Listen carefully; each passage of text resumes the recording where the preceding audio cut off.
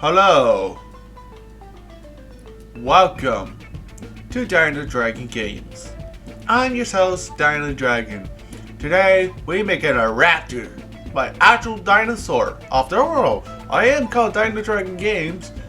I should make a model of dinosaur, and this will be the model that I will be using for VR chat for my videos and how I present myself to other people so I can promote myself on that platform. And yeah, the dinosaur that I was before, the blue one that you saw in the latest video, looked like a toy. It really did. So I'm making a better one, and to make it less like a toy and more like a figurine, more or less. Now I'm boxing out the body and the neck and the head and the other limbs and the other parts of the body. This is using mirror modifiers and also using a subdivision surface to make it more smooth and more rounded. Here I'm working on the head, and I'm doing the top and the bottom part of the head. I am now shaping up the head so it would have a proper forward facing eyes, or place where that could be done. Now I'm working on the legs, and I'm going to extrude those things. Again, same thing, putting a mirror modifier, and I have a little bit awkwardness with the legs. I learned now that it's probably a better idea to separate those legs and the other parts of the body, of the limbs rather, as separate objects, including the toes and the feet, and the top and the bottom of the legs, including the foot. And now I was thinking about the place for the eye would be the eye socket, as well as the eyelid and the eyeball itself as multiple objects as well. I mean, the reason why I doing it, having each part of the body as separate objects, so it can,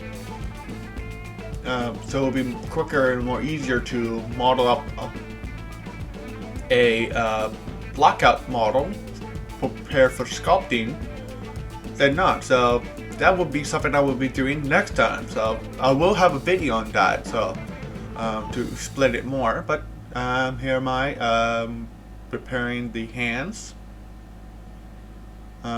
Actually, now I'm doing the sculpting. So I got the sculpt done. So I'm getting the sculpting done, and I'm getting the shape of the head.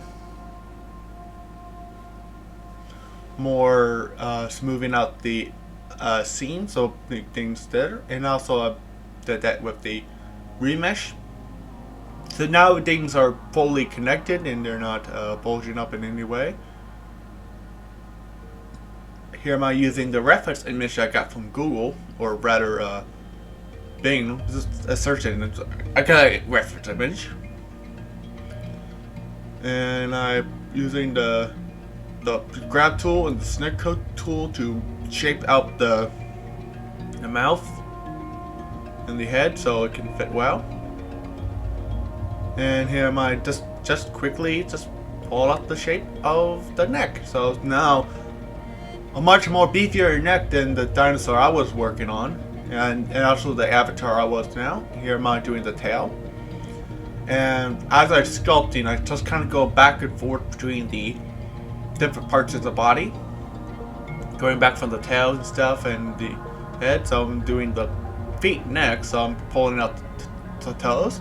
I did a better job, but again, I guess it would be a little bit easier if I did a base model before sculpting those instead of just kind of pulling them out.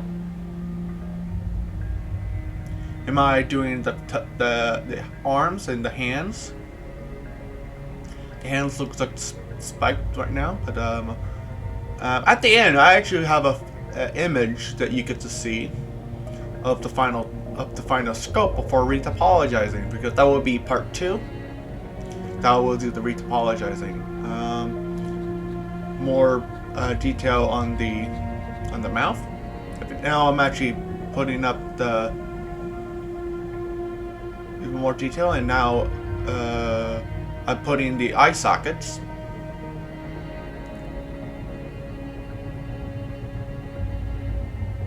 The eye sockets turned out to be quite awkward to make. In fact, this particular eye socket, I did a pretty. It looked bulgy, but I eventually fixed it. Going back for the tails, just working on that a little bit. Again, it is a bit of a. It's not exact science, it's a lot of art. And going back and forwards, and things that look like just put in it. So he might fit in the eyeball. So I can sculpt in the eyelid. Again, the eye itself just bulge out quite a bit. Looks pretty goofy actually, and that's not exactly what happened. I want this thing to look more like an animal than not like some goofy cartoon, but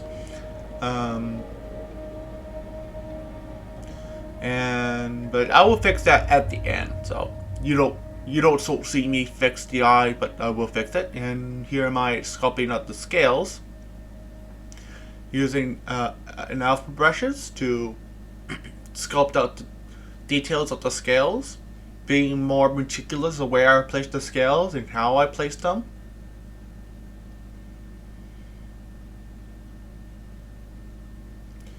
Sculpting out the scales onto the tail and the body, going where the natural flow of the body itself.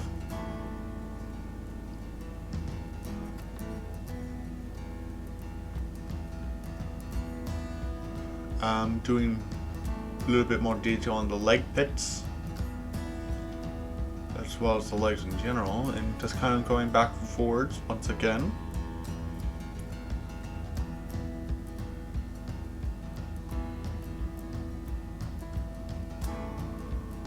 More placement of the scales. Now I'm doing the legs and the side of the body.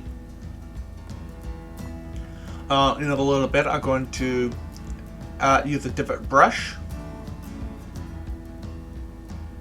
and this is a different scale brush that I got from Pixel Logic, another alpha brush, and I'm using that to the bottom of the body.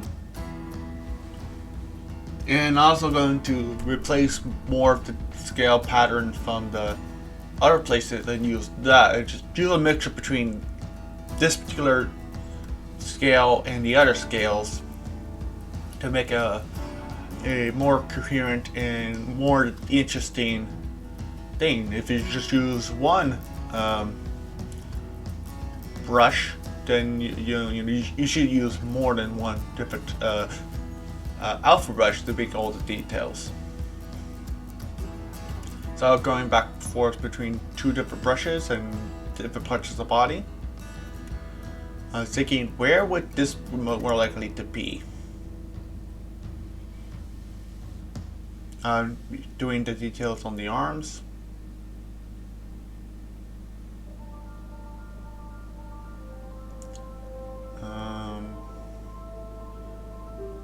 So I was kind of looking at it and seeing what else I can change.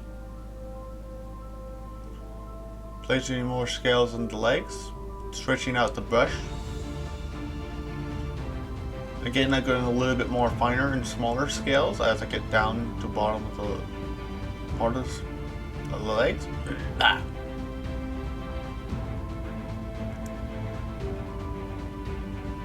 Now I'm doing the feet. Again, if I'm not happy with how I place the scales, I just do just smooth it out with by pressing shift or using a smooth brush. And now I'm doing clay strips to make the feet more meatier, I guess. And now looking at it more.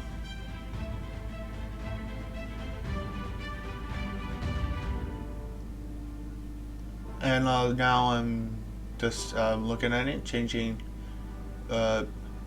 changing up the arms as I see fit.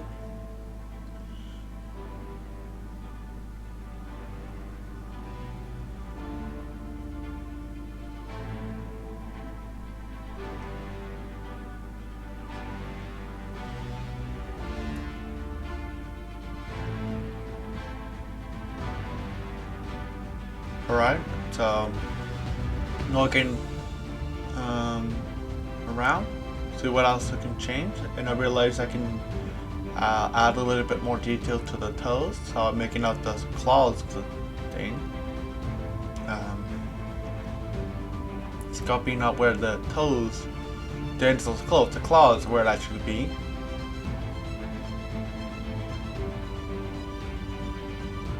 And also working more on the feet and toes on the animal, putting more scales.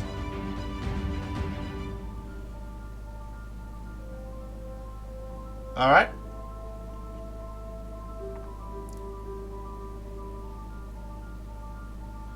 Now I'm adding more creases with the crease brush. It's just adding different parts.